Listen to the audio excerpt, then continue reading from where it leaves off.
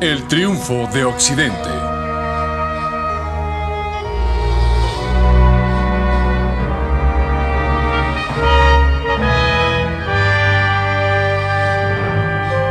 Una mirada a la historia mundial. Por John Roberts.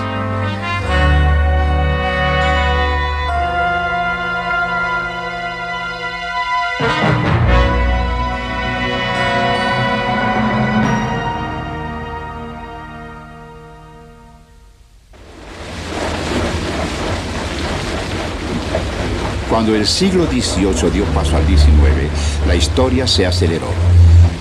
El paso del cambio se aceleró, funcionaron fuerzas nuevas y el hombre sintió una nueva confianza. Confianza en la nueva tecnología, confianza en ideas nuevas estimulantes, confianza en que el cambio era para mejorar, confianza en el progreso.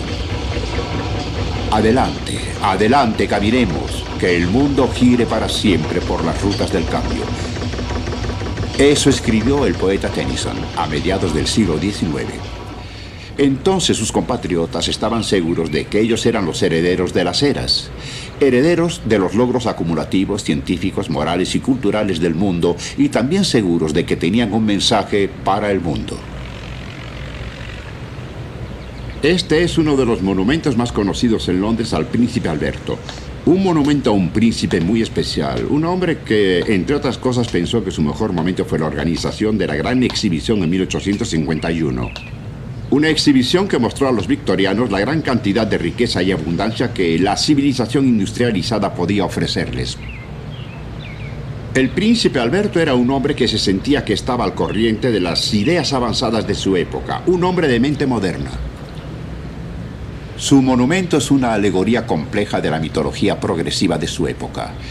Encima está una cruz, símbolo central de un cristianismo aún supremo, sostenida por ángeles. Y un poco más abajo están las virtudes cristianas de la fe, esperanza, caridad y humildad. Tienen un lugar preponderante, pero justo abajo de ellas están la agricultura, el comercio, la ingeniería y la industria. Consejo del nuevo evangelio práctico y victoriano del progreso. Hoy presentamos monumentos al progreso. De hecho, en el siglo XIX, el progreso se convirtió para algunas personas en un ídolo o un culto. Por hecho, que era una prueba para la civilización, para ver si podía producir cambios y cambios del tipo que traería mejorías. Se pensaba que la civilización no debía solamente aceptar el cambio, sino que debería buscarlo, incluso tal vez imponerlo a aquellos que no lo querían por la fuerza. Así que los victorianos institucionalizaron el cambio instaurando organizaciones de ciencia e investigación y controlando el progreso de lo que Tennyson llamó el avance de la mente. Había algunos que tenían dudas, que se preguntaban sobre el costo del progreso y lo que traería. Pero eran la minoría. Más gente pensante del mundo occidental que nunca en el siglo XIX consideró que el mundo seguía mejorando y que iba a continuar por ese camino. Una razón de esa confianza fue que un antiguo espectro había desaparecido. Por fin había en un país tras otro suficiente comida para alimentar a una creciente población. Los europeos habían trabajado para encontrar formas de producir más comida desde la Edad Media. Fue en el siglo XVIII cuando las cosas empezaron a cambiar, sobre todo en Inglaterra. Ahí, grandes terratenientes, no solo nobles, sino también plebeyos, como Thomas Coke de Norfolk, iniciaron el cambio. En 1776, Coke había heredado no solo una casa estilo palacio en Holkham y uno de los sitios agrícolas más grandes de Inglaterra, sino también un lugar en el Parlamento. Los asuntos públicos y una aptitud para los negocios lo llevaron a mejorar las ovejas con la crianza científica. A su debido tiempo, sus inquilinos erigieron un monumento para celebrar no solo la riqueza que había logrado generar Coke, sino a las bestias y al pueblo que juntos parecían ser capaces de generar abundancia en esta tierra. Más lana, más carne por hectárea que nunca. Pronto, los granjeros de toda Inglaterra experimentaban con formas de desarrollar nuevas razas de animales para diferentes propósitos. Y como resultado, la apariencia física de los animales cambió.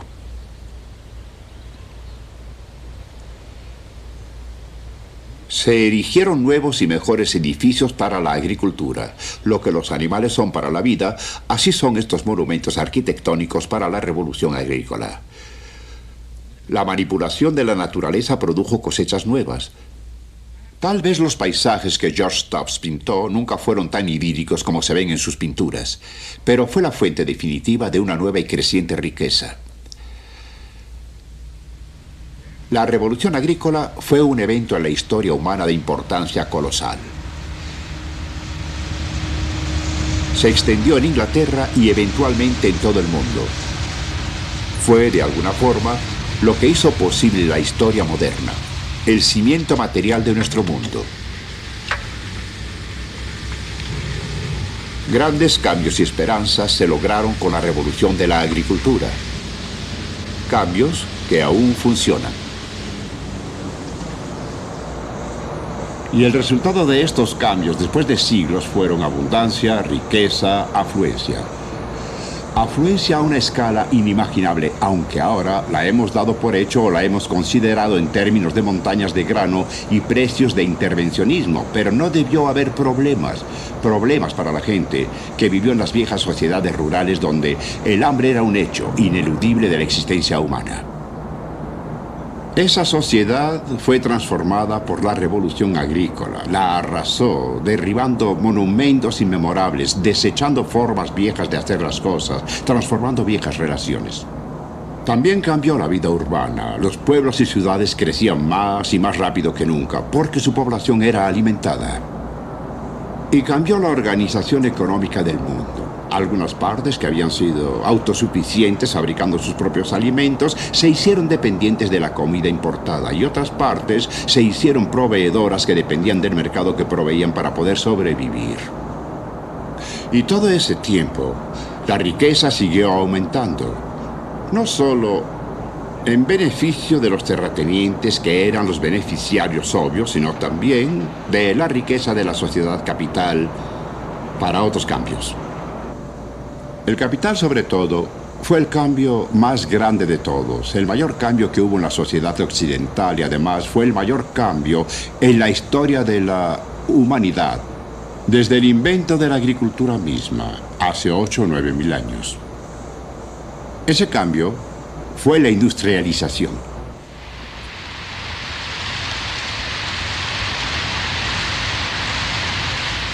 Hubo una época en que la sociedad industrial nunca había existido. Nadie siquiera se había imaginado algo así. Pero al pasar de los siglos, lentamente las máquinas comenzaron a moverse con algo más que los músculos.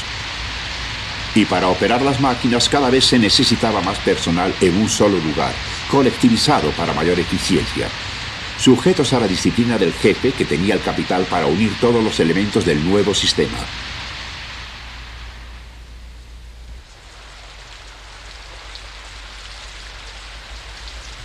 Uno de los primeros signos de estos cambios fue la aparición en toda Europa de molinos y fábricas aisladas, a menudo cerca de algún río y cercanos a grandes centros de población.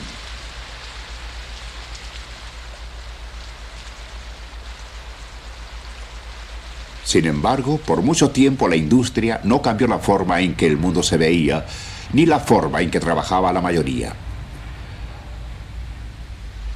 La economía aún era abrumadoramente rural.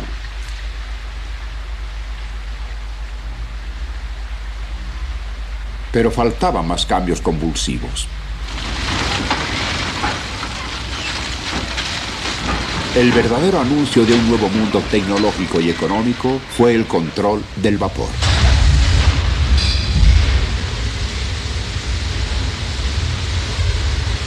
El poder que el vapor podía desatar fue malentendido por más de 2000 años. Pero en el siglo XVIII fue posible aprovecharlo eficazmente para la industria. En el siglo XIX, el vapor se convirtió rápidamente en una fuente de energía que dominó la industria. Hizo posible la Europa industrializada. Pero antes de eso, alrededor del año 1830, los franceses inventaron la frase revolución industrial. Para que la gente se diera cuenta de lo que estaba pasando, rivalizaba o tal vez sobrepasaba en importancia a la Revolución Francesa, que aún atormentaba la mente de todos.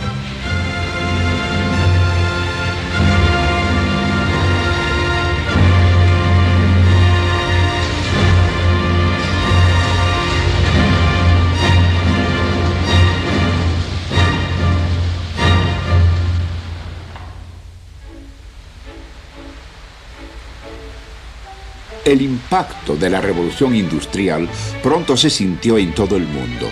El proceso todavía se puede ver en las huellas físicas que dejó en el camino.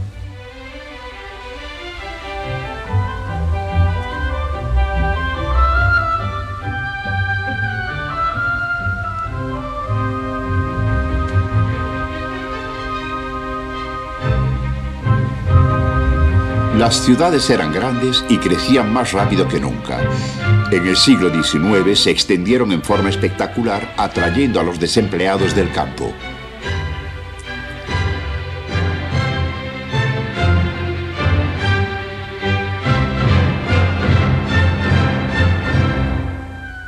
Y las grandes ciudades requerían más y más, no solo de obreros, sino de la fuerza que había hecho posible sus fábricas.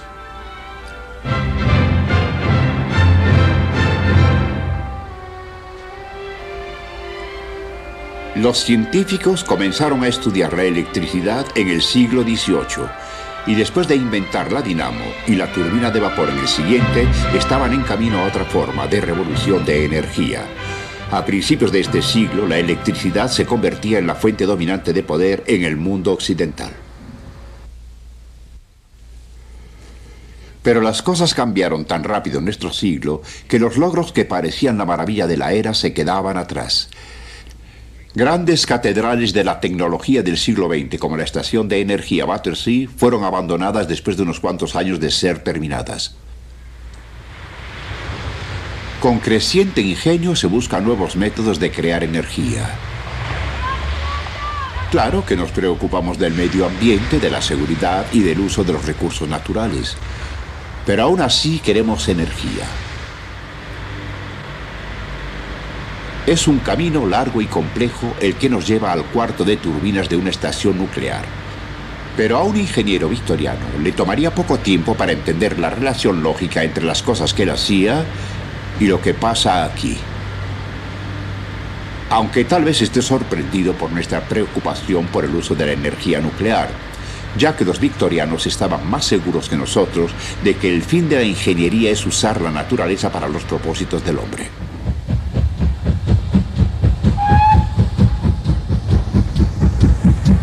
El vapor también hizo posible una revolución en el transporte y las comunicaciones. Gran Bretaña fue el primer país que basó su economía en el ferrocarril. Los ingleses aprendieron en una generación que la distancia de Londres a Edimburgo era cuestión de unas cuantas horas. La geografía se redujo, las diferencias regionales fueron socavadas, viejos mercados cerrados fueron reabiertos. Pronto los continentes fueron atravesados por ellos.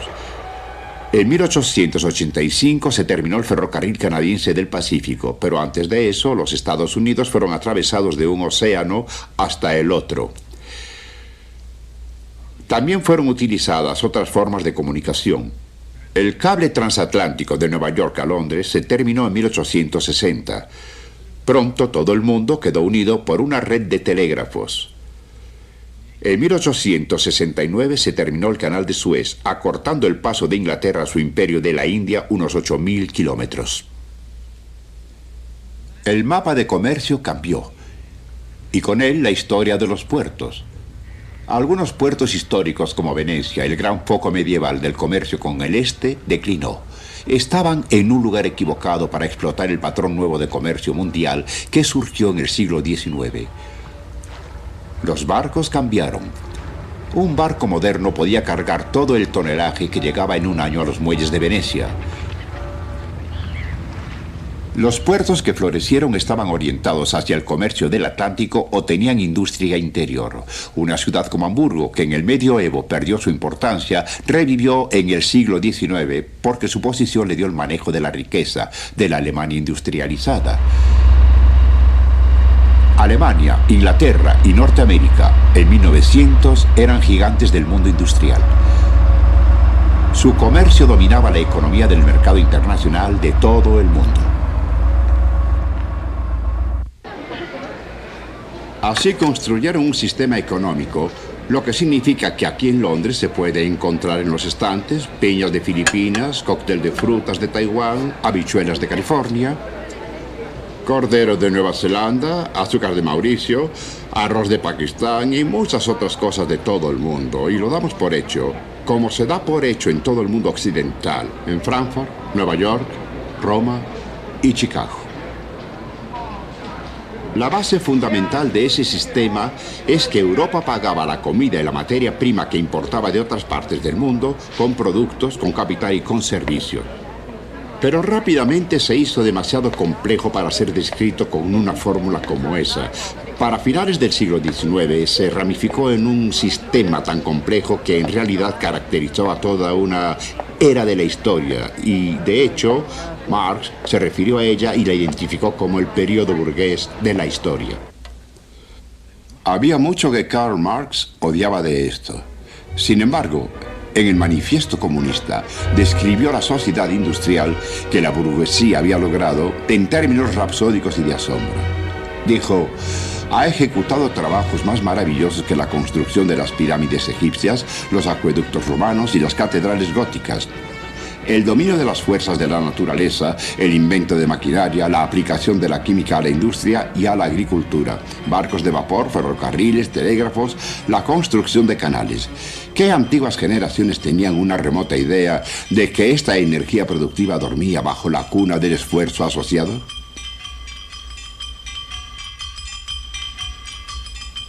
El período burgués de la historia, también escribió, tiene que crear la base del mundo nuevo.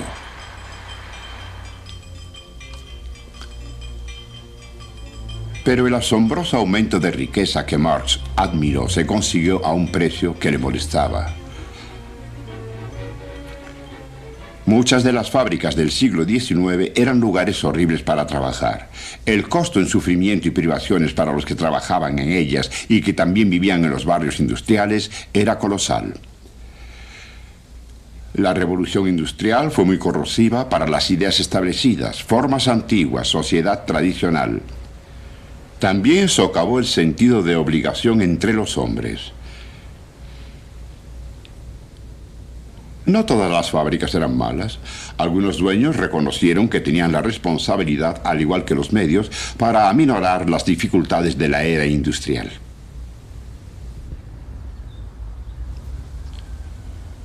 En Norteamérica y Europa, algunos filántropos idearon pequeñas utopías ideales, comunidades industriales planeadas como esta en Lombardía, construida por un magnate del algodón llamado Benigno Crespi.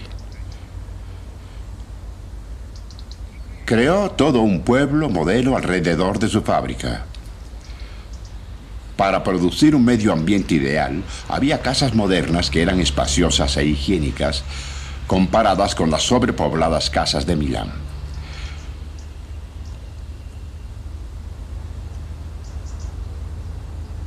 Como las antiguas comunidades en Inglaterra, en las que se basó, tenía una escuela, una iglesia e institutos para la recreación. Era un puerto soleado de Lombardía o Bourneville, por decir algo. Claro que era una utopía jerárquica. La familia Crespi tal vez fue benévola, pero no querían desechar el sistema social con el cual prosperaron. Los obreros aún eran subordinados del reloj, del sistema de salario. Sobre todo eran amos y sirvientes, incluso en la muerte. Y el mausoleo familiar se elevaba simbólicamente sobre las tumbas de los trabajadores y sus familias en el cementerio. Tales intentos progresivos solo eran una gota en el océano. Los países industrializados enfrentaban problemas muy complejos al desarrollarse. El enorme peso del aumento de población era un gran reto para los gobiernos de las ciudades. Ciudades antiguas que se llenaron en el siglo XIX más allá de sus límites originales tuvieron los peores problemas. Un lugar como París tuvo que ser reorganizado y planeado a una escala colosal y sin precedentes, con nuevos caminos, casas nuevas, pero especialmente por miedo a las epidemias, suministros de agua pura y drenajes. Por ejemplo, este extraordinario lugar, en el centro de París, a 50 metros bajo tierra, el centro del sistema de 2.000 kilómetros de drenajes que se llevan la basura de esta capital, se inició a mediados del siglo XIX y se terminó durante el Segundo Imperio de Napoleón III. Hoy en día, los turistas ven los monumentos de la reconstrucción de París por su prefecto Haussmann sobre la tierra, en los grandes bulevares en la Avenida de la Ópera. Pero en realidad lo que hay aquí abajo es igual de importante. Sin esto, la limpieza y salud de la gran ciudad no hubiera sido posible. Hoy en día es solo una suposición implícita de nuestra vida social. Difícilmente pensamos en ello conscientemente, pero un gran logro de la tecnología, y como todos los logros tecnológicos, tiene efectos que van más allá del material, cambia la mentalidad del hombre, aleja solo un poco más la idea de que de alguna forma se pueden organizar recursos materiales para proveer tal vez hasta un perfecto medio ambiente. La utopía se hace un poco más posible. La espectacular reconstrucción de París por el barón Haussmann en 1860, probablemente debido a su preocupación por el orden público y a su entusiasmo por el progreso social. Era más fácil para la policía controlar a la población en los amplios bulevares que en las tortuosas calles del viejo París. Por todo eso, el progreso se respiraba. La Revolución Francesa en 1789 lanzó al mundo la idea del cambio político consciente. Retaba a la tradición, la religión, las leyes naturales y al orden establecido de las cosas. Los franceses aún celebran la revolución cada año, siempre se ven a sí mismos como guías y modelos para los desafortunados que no han recibido el regalo de la civilización. Muchos revolucionarios estaban seguros que lo que hacían tenía un significado universal. Mirabeau, el brillante líder disoluto de la Asamblea Nacional, impulsó a sus compatriotas para ser los legisladores de la humanidad. El presumido Robespierre, uno de los arquitectos del terror, una vez pidió a su auditorio que fueran serios en sus deliberaciones como hombres que definían el interés del mundo. La Revolución Francesa fue, de hecho, un evento histórico mundial. No podía darse marcha atrás una vez que Bonaparte consolidó sus ideas a través del tiempo, del orden doméstico, las leyes e instituciones.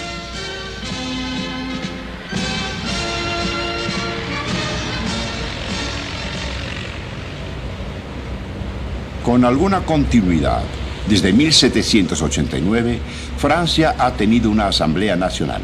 Y al avanzar el siglo XIX, otros países comenzaron también a tener parlamentos.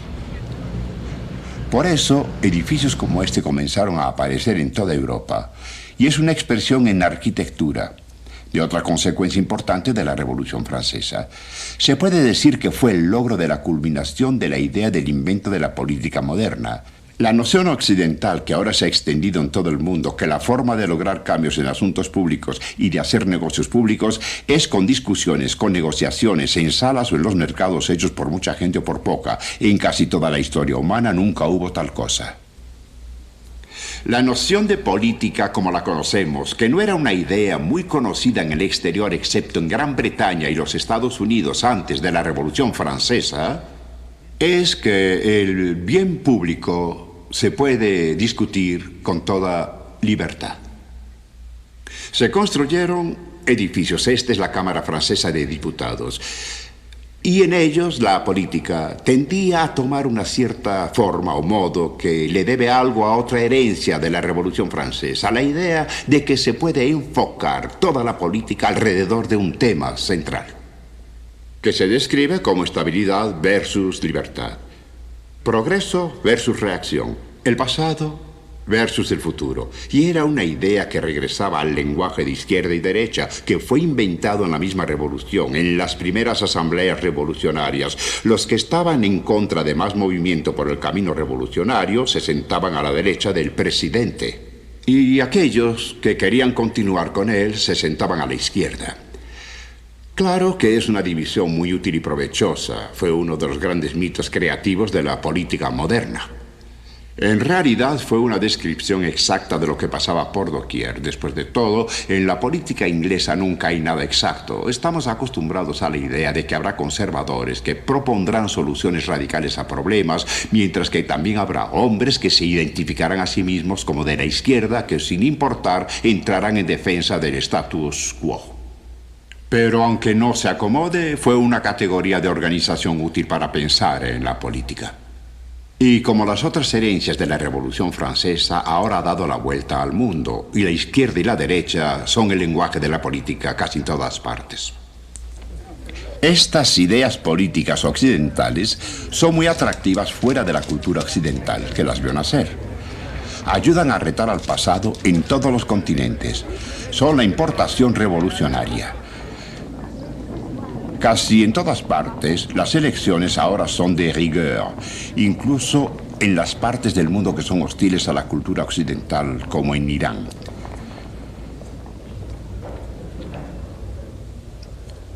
También en estos países, las formas y mitologías políticas del oeste pueden verse funcionar, y también algunas creencias seculares del oeste que heredaron algo del antiguo poder de la religión. Las más exitosas de estas creencias han sido el nacionalismo y el socialismo. Comencemos con el nacionalismo, o mejor, empecemos con el nombre del hombre que hace poco más de un siglo materializó el atractivo y el encanto de esa idea como nadie más pudo hacerlo: Garibaldi. Extranjero, nació en Niza, pero era muy popular en Inglaterra, tan popular que un pequeño bar como este en el Valle del Táin, cerca de Heathrow, lleva su nombre. En toda la Inglaterra victoriana, en muchas partes se encuentran figuras como esta, hechas por miles en las alfarerías para el mercado en masa. En cientos de jardines se encuentran estatuas de Garibaldi. Había una en el Jardín del Topo, en el Viento y los Sauces.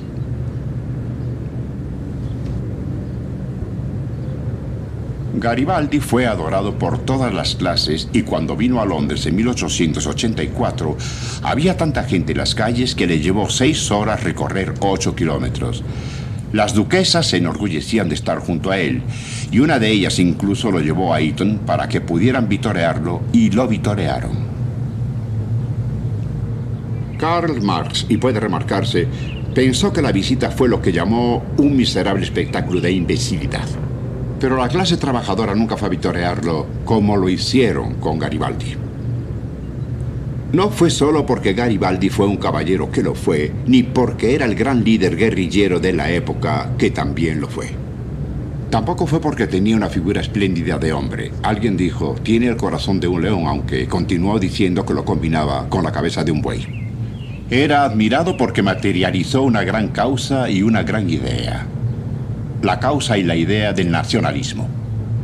En aquel entonces, la idea del nacionalismo se unía inseparablemente en la mente con la idea del liberalismo y el progreso. Fue una idea con futuro. Las ilusiones sobre ella no habían desaparecido. Y Garibaldi, la causa que representaba, materializaban esa idea. Nació en 1807 en Niza. Entonces no era parte de Francia, sino que era parte de una docena de pequeños estados en los que se dividía Italia. Garibaldi era el héroe de los que querían unir esos estados en una sola nación y liberar a los italianos del dominio austriaco. Se convirtió en el general de guerrilla sobresaliente de la época y después organizó la unificación final de Italia, empezando en Sicilia.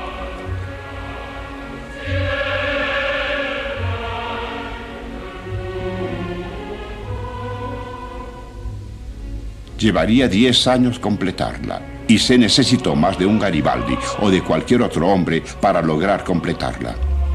Pero después de entrar triunfante en Nápoles en 1860, no había ninguna duda del resultado.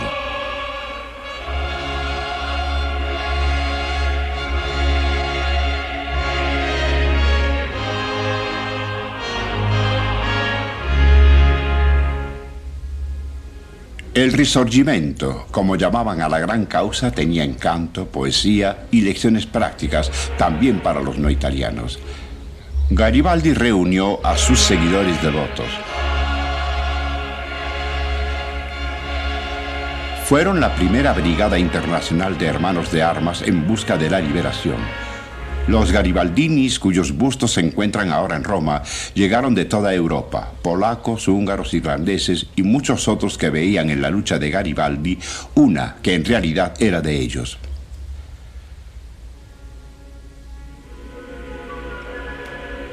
Pero los héroes nacionales pueden convertirse en estorbos. Una vez que la unidad fue asegurada, permitieron que Garibaldi se retirara de la política activa a su casa en Caprera, una isla en la costa de Cerdeña.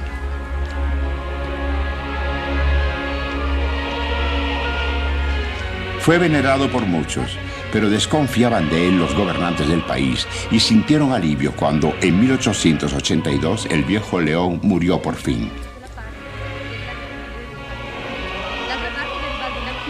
Pero su leyenda sobrevivió y aunque fue arrojado de la política, esa leyenda pudo ser útil para construir un sentido de nacionalismo entre la gente que tenía solo una vaga idea de lo que era Italia. Y eso es lo que ha pasado desde entonces.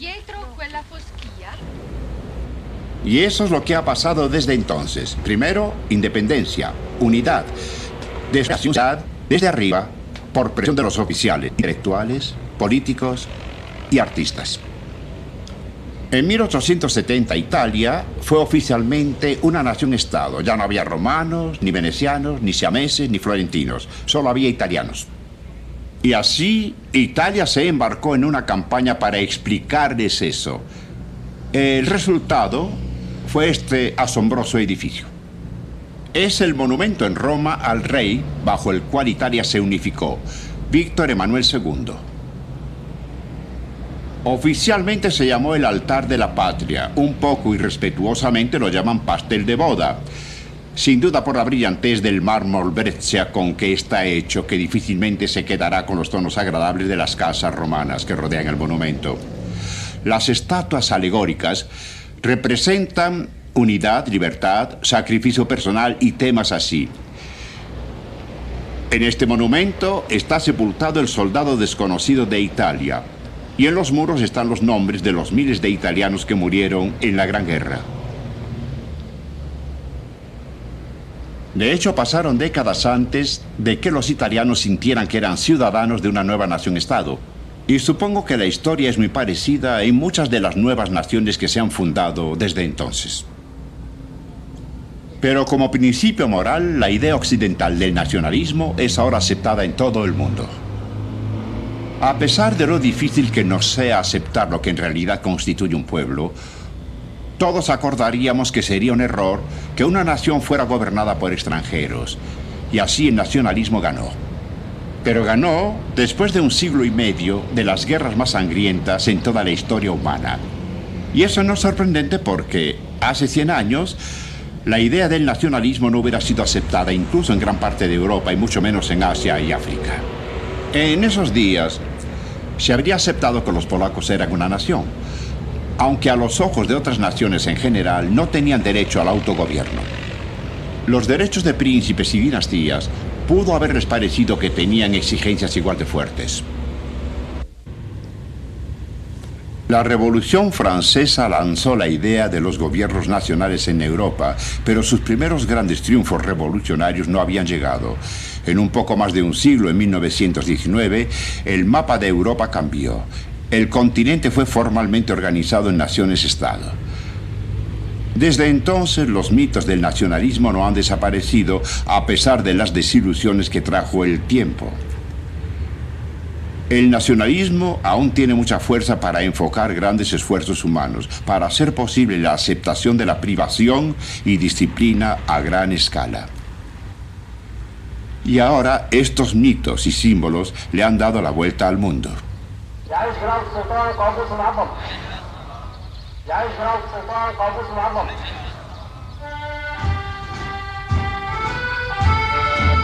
Parece que las nuevas naciones no pueden ser sin estos símbolos. dan prueba de que tan profundo ha entrado el nacionalismo en la devoción tradicional, incluso en lugares tan tradicionalistas como el Omán islámico. Las naciones jóvenes celebran su independencia o su liberación de colonialismos occidentales como hacen los mexicanos cada año. De todas formas, también demanda la celebración de una idea occidental. El nacionalismo se ve en todo el mundo como parte de una marcha general y progresiva de la humanidad.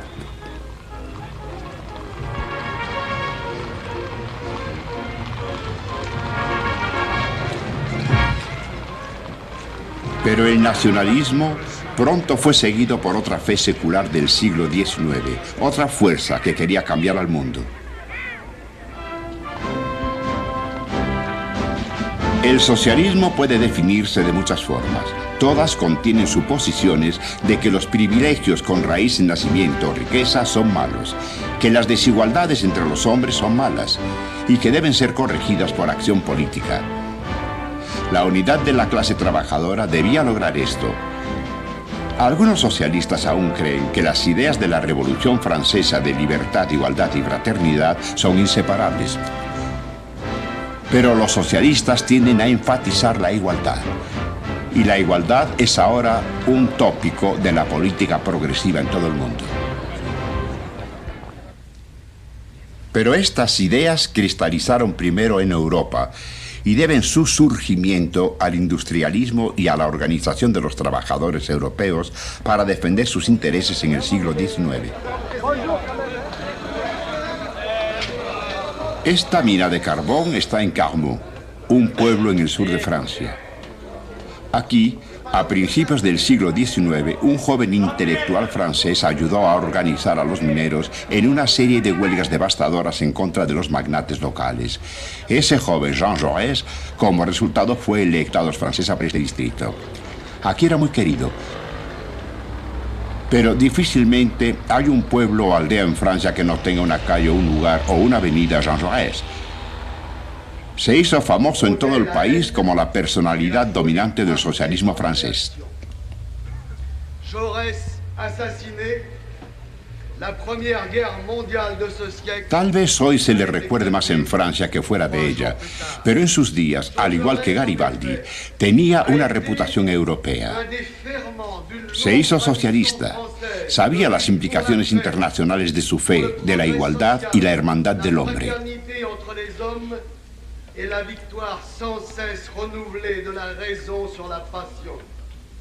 El periódico que fundó se llamó simbólicamente L'Humanité, la humanidad. Jaurès también alcanzó la fama internacional por la posición que tomó con Émile Zola y otros en un famoso cause célèbre, el notorio caso Dreyfus. Un oficial judío del ejército francés fue injustamente despedido y sentenciado a la isla del diablo. El alboroto resultante dividió a Francia. Jaurès tomó la defensa del individuo, al cual algunos socialistas querían ignorar porque era miembro de la clase gobernante. Una huelga de mineros puso a Jaurès en el camino de la eminencia política, pero también llevó a los vidrieros locales a una famosa victoria. Pero no solo era un gran líder e inspirador de huelgas, tenía un lado práctico. Fundó en Albi una cooperativa de vidrieros para fabricar botellas para el gran número de viticultores. Hasta 1984 aún funcionaba en su lugar original, empleando a muchos trabajadores en una empresa democrática colectiva en la que se reparten las ganancias. Jaurès entró poco a poco al socialismo después de haber llegado a la política, y esto lo hizo desde un ambiente intelectual. Era uno del pequeño grupo de jóvenes brillantes, la élite francesa que ascendería desde las provincias hasta la Escuela Normal Superior en París, en la cima del sistema francés muy selectivo de educación superior. Y después de entrenarse ahí y graduarse con distinciones, regresó aquí al sur para enseñar en Toulouse y enseñó humanidades, filosofía y las lenguas clásicas. Y aún años después, cuando presentó su tesis en la Sorbonne para su doctorado, la tesis suplementaria fue escrita por él como tenía que ser en esos días en latín. Por cierto, su tema fue los orígenes doctrinales del socialismo alemán.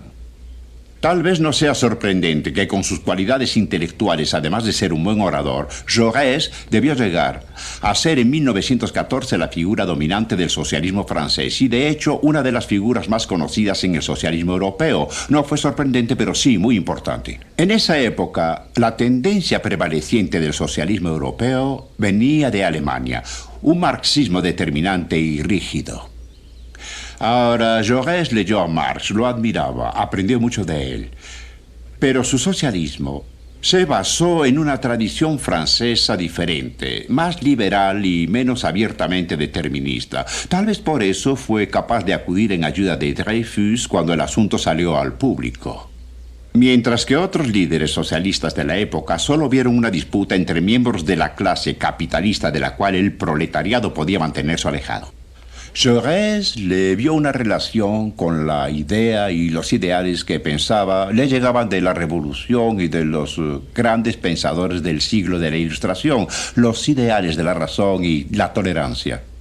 Por lo que pensó que el socialismo debía suministrar la culminación lógica.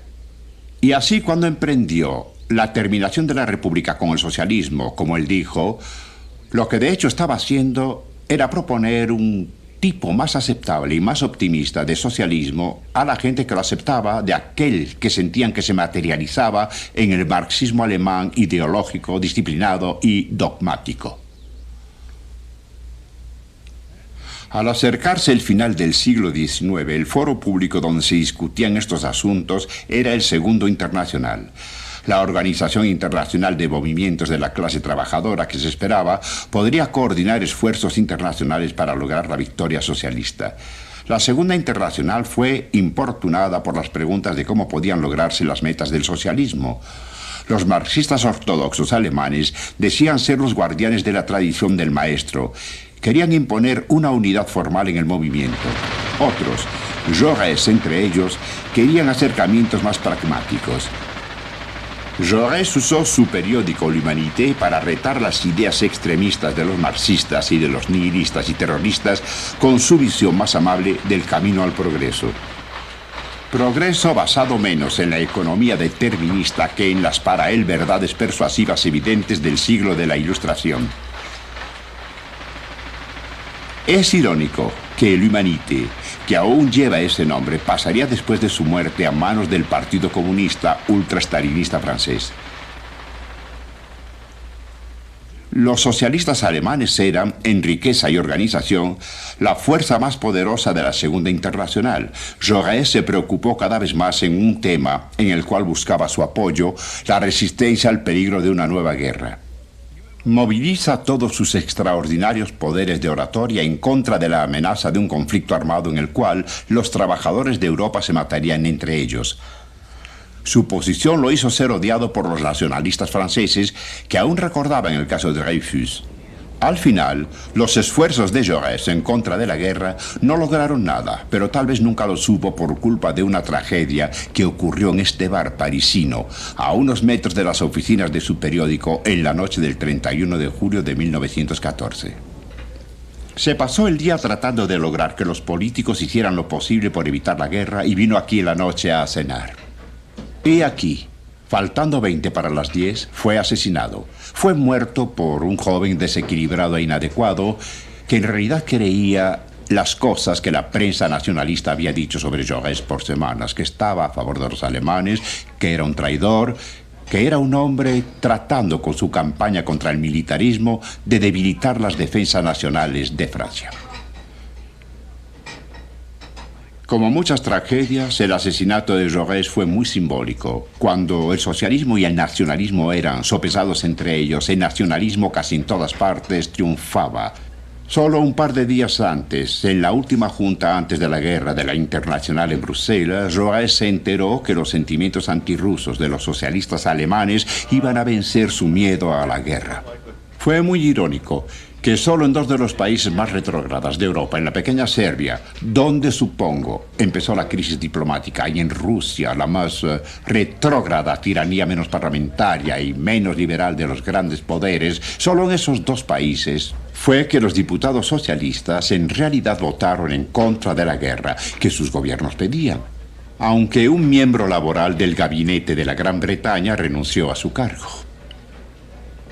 Fuera de eso, el internacionalismo socialista prosiguió bajo una ola de fervor patriótico. Solo un par de días después del asesinato, en el funeral de Jaurès hubo socialistas que dijeron que él habría apoyado las ideas de unidad nacional en una guerra justa de defensa propia. Cuando llegaron los papeles de alistamiento, trabajadores alemanes, franceses, rusos y austriacos acudieron y se alistaron. Y así las ideas y esperanzas de la Segunda Internacional, la fraternidad de la clase trabajadora que trascendería fronteras, se derrumbó. Fue el fin de mucho más. Cuando menos, las horribles armas de la guerra moderna mostraron que la producción industrial en masa podía hacer otras cosas además de crear riqueza y mejorar la vida. Aunque algo más importante, la idea en sí del progreso. La creencia optimista de los victorianos y el avance del hombre murió en los campos de batalla de Europa junto con el viejo orden europeo y millones de sus hijos. Y con ellos terminó una supuesta fe de que la humanidad sabía dónde iba. El camino era hacia arriba, hacia la luz. La municipalidad de Carmaux pensó que el nombre de Jaurès debía estar en su monumento a la guerra e irónicamente pusieron su estatua frente a él para ver siempre los cientos de nombres que conmemoran el derrumbe de sus esperanzas y el triunfo del gran rival del socialismo.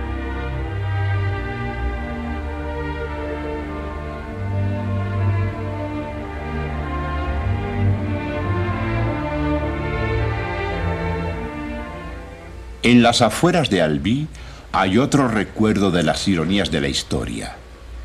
La cooperativa fundada por Jaurès fue reconstruida como una gran fábrica que hace botellas para los vitivinicultores locales y aún es un buen negocio. De hecho, es la cuarta fábrica más grande de botellas en Francia. Pero ha tenido que modernizarse. Los estudios de automatización, tiempo y eficiencia, la racionalización del trabajo han funcionado. Y ahora el número de empleados en la cooperativa es solo una fracción de lo que era en los días de Jaurès. Más de la mitad de la fuerza de trabajo se vio obligada a buscar trabajo en otra parte. La tecnología, la deidad benevolente de los victorianos, resultó ser la traidora. Que el mundo gire para siempre por las rutas del cambio, dijo Tennyson. Y ahora, ¿quién se atrevería a predecir los límites o los beneficios de ese rumbo?